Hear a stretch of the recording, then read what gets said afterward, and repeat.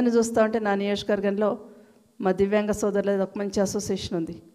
నా ఎలక్షన్లో వాళ్ళ వెహికల్స్ వేసుకొని మామూలు వాళ్ళు ఎట్లయితే వస్తారో అట్లా పరిగెత్తుకొచ్చి వెహికల్స్ తీసుకొని ప్రచారం చేశారు. మీ అందరి తరఫున మా సోదరులకు కూడా ప్రత్యేకంగా ధన్యవాదాలు తెలియజేస్తూ ఉన్నాను. అంత పరిగెత్తుకొచ్చారు, ఎక్కడ మీటింగ్ ఉంటే అక్కడ పరిగెత్తుకొచ్చి గెలుపులో భాగస్వామ్యం అయినారు. వాళ్ళకి ప్రత్యేకంగా ధన్యవాదాలు తెలియజేస్తూ ఉన్నాను. అయితే మా దివ్యాంగ సోదరులకు ఎక్కడ ఉన్నా నేను చూస్తూ ఉంటా, ఆత్మాభిమానం చాలా ఎక్కువ. ఎట్టి పరిస్థితులలో ఒప్పుకోరు, ఏదని కూడా ఒప్పుకోరు, కాంప్రమైజ్ గారు, వాదిస్తారు, ఖచ్చితంగా మేము చేసి చూపిస్తామంటారు. నిజంగా అదే నచ్చుతుంది మీ దగ్గర. మిగతా వాళ్ళకన్నా కూడా మీకు చాలా ఆత్మాభిమానం ఉంటుంది. నేను వాదిస్తున్నప్పుడు నాకు సంతోషం వేస్తూ ఉంటుంది, అట్లా వాదిస్తూ ఉంటే ఇంకెక్కువ పని చేసి పెట్టాలని ఆలోచన వస్తూ ఉంటుంది.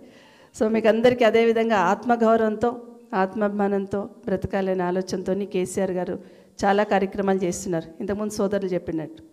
కానీ ఈ ప్రభుత్వం దౌర్భాగ్యం ఏంటంటే అంతర్జాతీయ దివ్యాంగుల దినోత్సవం జరుపుకోవాలి, అధికారికంగా జరుపుకోవాల్సిన కార్యక్రమాన్ని కూడా మర్చిపోయారంటే అంతకన్నా దౌర్భాగ్యం లేదు.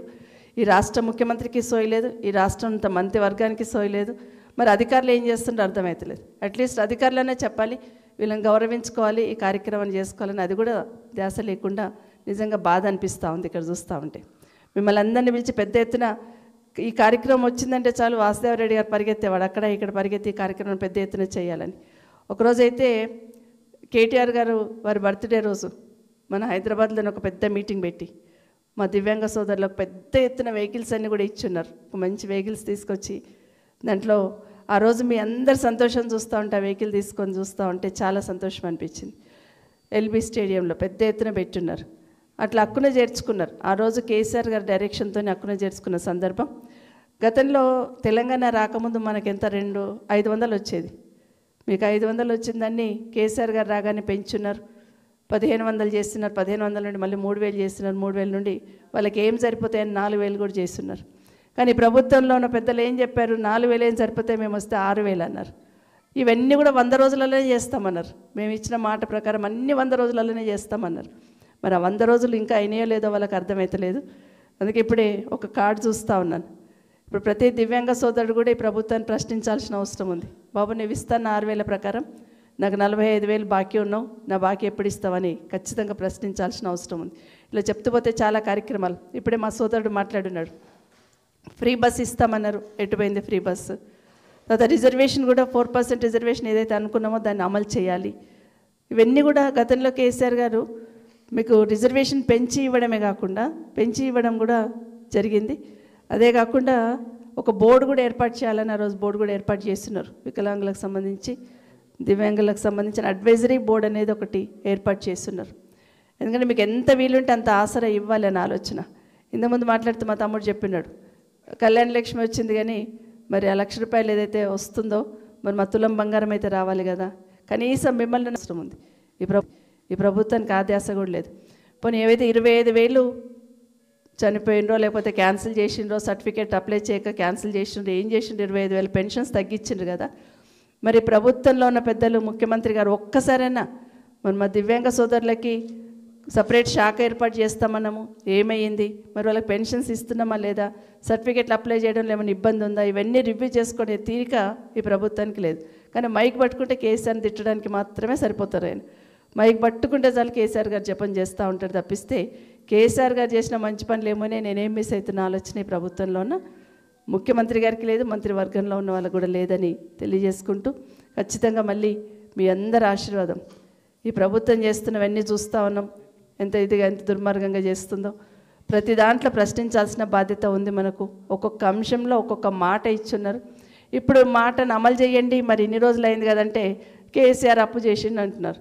కేసీఆర్ 10 సంవత్సరాల్లో 3,80,000 కోట్లు అప్పు చేస్తే ఎన్నో గట్టి పెట్టినాడు, సెక్రటరేట్ గట్టి పెట్టినాడు, ప్రతి జిల్లాలో కలెక్టరేట్ కట్టినారు, ఎస్పీ ఆఫీసులు కట్టినారు, మిషన్ భగీరథ లాంటి కార్యక్రమం చేస్తున్నారు, కాళేశ్వరం లాంటి ప్రాజెక్టును కట్టినారు, పాలమూరు రంగారెడ్డి 90% కంప్లీట్ చేస్తున్నారు, ఎన్నో సంక్షేమ కార్యక్రమాలు అమలు చేస్తున్నారు. చెప్తే చాలా చాంతాడంత ఉంటుంది.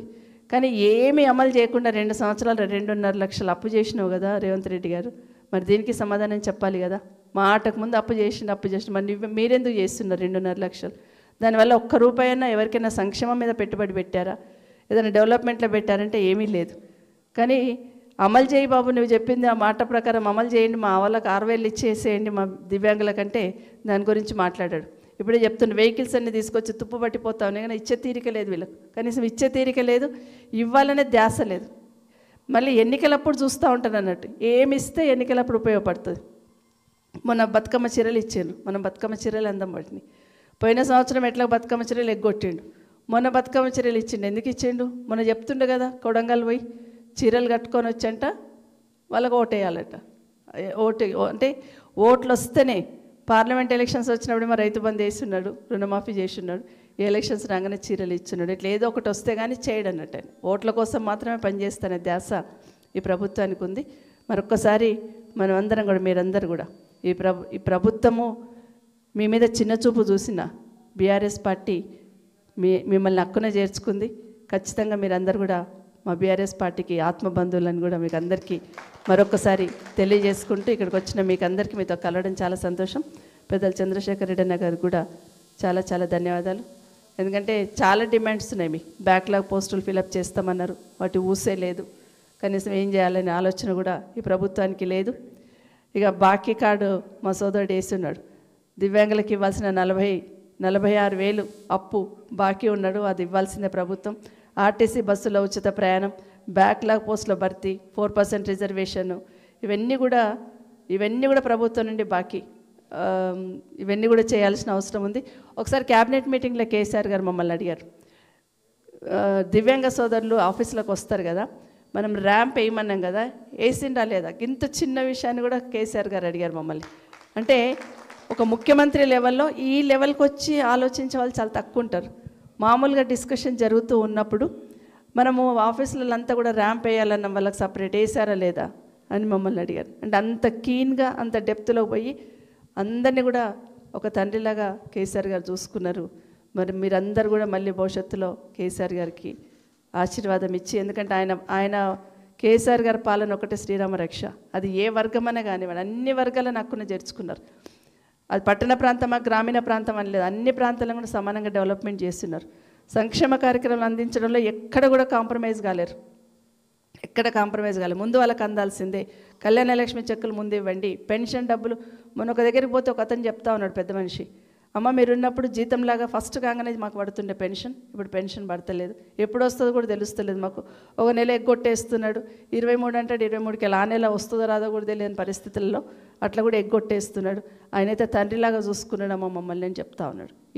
ఒకటి కింద గుర్తు చేస్తూ ఉన్నారు, ఎక్కడికి పోయినా కూడా కేసీఆర్ గారిని గుర్తు చేస్తుండంటే అంత ఇదిగా ఒక కుటుంబానికి పెద్దగా కేసీఆర్ గారు అందరినీ చూసుకున్నాడని కూడా మీకు అందరికీ తెలియజేస్తూ, మరొకసారి మీకు అందరికీ అంతర్జాతీయ దివ్యాంగుల దినోత్సవ శుభాకాంక్షలు తెలియజేసుకుంటున్నా. జై తెలంగాణ, జై కేసీఆర్.